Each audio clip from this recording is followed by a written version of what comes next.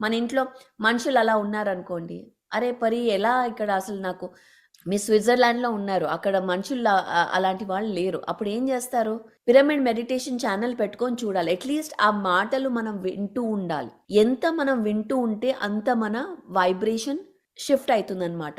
అంటే మన వైబ్రేషన్, మన ఒక ఎనర్జీ దేనితో అయితుంది? ఫస్ట్ మన తిండితో. మనం ఏం తింటున్నాం? మన ఫుడ్‌తో. అందుకే శాకాహారం తినాలి. హై వైబ్రేషనల్ ఫుడ్ తినాలి. ఒక పిరమిడ్ చార్జ్డ్ వాటర్ తాగాలి. అలా చేస్తే మన యొక్క వైబ్రేషన్ పెరుగుతుంది. ఆ తర్వాత మన థాట్స్, మన యొక్క బిలీఫ్స్, మన యొక్క ఎన్వైర్న్మెంట్ ఇవన్నీ మన యొక్క ఫ్రీక్వెన్సీని డిసైడ్ చేస్తుందనమాట.